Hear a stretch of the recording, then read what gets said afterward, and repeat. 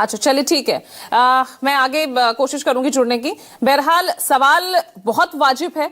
न्यायपालिका में यहाँ सिलेक्टिव अप्रोच यहाँ पर की जा रही है। सौरभ दुबे अब बीजेपी के प्रवक्ता नहीं है, तो आप बताइए भाई ये आखिर होता ऐसा क्यों है? फैसले ले लिए जाते हैं, फिर उसके लिए माफी मांगनी पड़ती है, या कोर्ट को ही दखल देना पड़ता है और उसी कोर्ट पर आप सवाल उठाते नजर आते हैं? देखिए पूजा जी, मुझे लगता है कि यत्र जो है सर्वत्र जो है वर्जते, मतलब अति जो है कहीं पर भी बहुत ज़्यादा हो तो उससे बचना चाहिए। और वो जो भारत का हमारे जो संविधान के तहत हमें कार्यपालिका, न्यायपालिका, विधायिका और बाद में जो आप लोग को जोड़ा गया पत्रकारिता का स्तंभ जो है, वो चारों स्तंभ के ऊपर मुझे लगता है कि बराबर समान रूप से लागू होता है। देखिए जब भी कोई बात आती है भ्रष्टाचार की, तो मैंने कहा कि अति सर्वत्र वर्जते है, मतलब कि अगर भ्रष्टाचार की बात हो रही है तो कहीं पर भी बहुत ज़्यादा है, चाहे वो कार्यपालिका हो, विधायिका हो, न्यायपालिका हो या आपका क्षेत्र हो। मुझे लगता है कि अगर उस पर कोई बात हो रही है तो उस पर उंगली खड़ा करना ये ठीक नहीं है। हालांकि देखिए हम हमारे देश के अंदर जो कोर्ट की व्यवस्था है उसका सब सम्मान करते हैं और भगवान स्वरूप जो है वो कोर्ट को देखा जाता है, न्यायपालिका को देखा जाता है, क्योंकि जब एक गरीब आदमी किसी भी सिस्टम के अंदर फंस जाता है और न्याय के लिए जाता है तो अंतिम रूप में हम मानते हैं कि अगर सभी भ्रष्ट हैं तो उसको कहीं ना कहीं न्यायपालिका के माध्यम से उचित न्याय मिलेगा। लेकिन ये हमने देखा है, देखिए हम जब न्यायपालिका की बात हो रही है तो हम सभी लोगों की तो बात नहीं कर रहे, लेकिन ये कह देना कि न्यायपालिका के अंदर भ्रष्टाचार नहीं है, मुझे लगता है कि यह बात बिल्कुल ठीक नहीं होगी। क्योंकि देखिए जो रोजमर्रा आदमी है, हम टीवी चैनल पर बैठे हैं और बाकी लोग जो है, और ऊपर में जो जिनके हम अभी आप मीडिया के बयान सुना रहे थे, मुझे तो बड़ा आश्चर्य है कि आप लोग जब बाइट भी लेते हैं ऐसे व्यक्तियों से लेते हैं जो भ्रष्टाचार के आरोप में खुद फंसे हुए हैं और वो भ्रष्टाचार पर ज्ञान देते हैं। मैं संजय सिंह की बात कर रहा हूं। तो जब हम भ्रष्टाचार के ऊपर चर्चा करना चाहते हैं तो निश्चित तौर पर ऐसा नहीं होना चाहिए कि कोई भी इस देश में, यही राजीव भी यही कहने की कोशिश कर रहे हैं, संजीव भी यही कहने की कोशिश कर रहे हैं, तो फिर अगर बात भ्रष्टाचार की ही है ना तो सभी स्तंभों को दिखाना चाहिए। न्यायपालिका का भ्रष्टाचार को लेकर आपने चैप्टर जोड़ दिया, कार्यपालिका को लेकर दिखाइए, विधायिका को लेकर दिखाइए ना। फिर देखिए हमारे भ्रष्टाचार तो हर जगह का सिलेक्टिव अप्रोच तो नहीं होनी चाहिए ना। देखिए शुरू से ही हमको तो बताया जाता है, पढ़ाया जाता है कि भाई नेता भ्रष्ट होते हैं, कुल मिलाकर के जो गठरी है वो नेताओं पे फोड़ दो, पॉलिटिकल सिस्टम पूरा करप्ट है। नहीं तो लेकिन इस मामले में हुआ क्या सौरभ दुबे, क्या हुआ इस मामले में? इस मामले मान ली एनसीईआरटी ने? नहीं, इस मामले में ऐसा हुआ, देखिए तो ऐसा फैसला ही लेते क्यों हैं जिसके लिए वापस आपको रोल बैक करना पड़े? पूजा जी भारत में न्यायपालिका की स्थिति समझिए। शादियों में जब जज साहब को आमंत्रित किया जाता है तो माना जाता है कि बड़े घर की शादी हो रही है, बहुत बड़े गेस्ट आए हुए हैं। मैं अभी गया था दर्शन करने सिद्धिविनायक, एक जज साहब आए और जो दर्शन करने वाले बेचारे दर्शनार्थी थे उनको किनारे कर दिया गया। अच्छा। वो भव्य वीआईपी दर्शन करके निकले और मैंने पुलिस वालों से पूछा, सुन लीजिए पूरी बात, पुलिस वालों से पूछा कि भाई आपने इन कौन से साहब थे जिनके लिए दर्शनार्थियों को धक्का मार दिया? अरे बोले जज साहब थे। मैंने कहा यार कुछ अपनी भी नैतिकता रखो, भगवान के मंदिर में दर्शनार्थी दर्शन करने के लिए आए, उनको भी करने धक्का क्यों मार दिया आपने? अरे साहब हम क्या करेंगे, हम तो ईमानदारी से नौकरी करते हैं, अगर कुछ गड़बड़ हुआ हमको कोर्ट में बुला करके वहां जो है डांट दिया जाएगा, हड़का दिया जाएगा, तो हम अपनी नौकरी बचाएं या ये देखें? यही बात हो रही है। देखिए एनसीईआरटी क्या किसी की भी हिम्मत नहीं है जो सच्चाई को अगर बताना भी चाहे, कोर्ट के बारे में चर्चा भी करना चाहे, तो कुछ वहां पर ऐसी कोर्ट के बारे में चर्चा कर रहे हैं और जो कानूनविद हैं उन्हीं से कोई राय नहीं ली जा रही।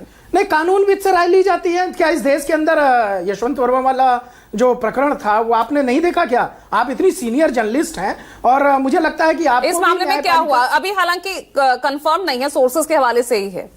नहीं, किसकी बात कर रही हैं आप? अभी इसी मामले में, एनसीईआरटी के इसी मामले में जो कानूनविद हैं उनसे तो राय ली ही नहीं गई इस मामले में। बच्चे, कानून मंत्रालय था वही कॉन्फिडेंस में नहीं था। हमारे देश के बच्चे देश का भविष्य हैं और देश के बच्चों को पूरी जानकारी पूरे सिस्टम के बारे में होनी चाहिए। एनसीईआरटी हो सकता हो डर गया हो, एनसीईआरटी तो विधायिका में कितना भ्रष्टाचार है वो भी तो समझाना चाहिए ना। है, विधायिका में भी है, कार्यपालिका में भी है, मैं डंके की चोट पे कह रहा हूँ। अच्छा। भ्रष्टाचार जो है सब जगह है, लेकिन अगर आप उस पर चर्चा करना चाहते हैं, आप विधायिका पे चर्चा करिए। यहाँ हम चर्चा नहीं करना चाहते, यहाँ हम चर्चा की बात ही नहीं कर रहे। अगर 13-14 साल के बच्चे को न्यायपालिका में भ्रष्टाचार का पाठ पढ़ाया जा रहा है ना, तो कार्यपालिका, विधायिका, इनका भी पाठ पढ़ाया जाना चाहिए। नहीं, उनको देखिए सिर्फ यहाँ पर एक सिलेक्टिवली अपनी न्यायपालिका को चूज किया। क्या कह रहे हैं? डीप रूटेड है, सीजेआई ये कह रहे हैं। नहीं, सीजीआई बहुत सम्मानित व्यक्ति हैं, बहुत अच्छे व्यक्ति हैं और उन्होंने जो बात कही है वो ठीक कही है। देखिए मेरा मानना है कि उनका ये कहना है कि जब आप भ्रष्टाचार को लेकर के बता रहे हैं, कहीं ना कहीं हमारे जो बच्चे हैं उनको भविष्य में लगेगा कि हमारा तो सिस्टम, ये बात एनसीईआरटी को नहीं समझ में आई थी, हमारा कोर्ट नहीं, उनको समझ में, उन्होंने जो प्रकरण जो सामने आया है, जो उन्होंने विषय डाला था, उन्होंने ये डाला था कि भ्रष्टाचार जो है वो हमारी न्यायपालिका में भी कहीं ना कहीं है, और साथ ही साथ इतने केस लंबित हैं, बताइए करोड़ों केस, 4 करोड़ से ज्यादा निचली अदालतों में केस लंबित हैं। तो ये क्या बच्चों को नहीं समझना चाहिए, बच्चों को इसकी जानकारी नहीं होनी चाहिए?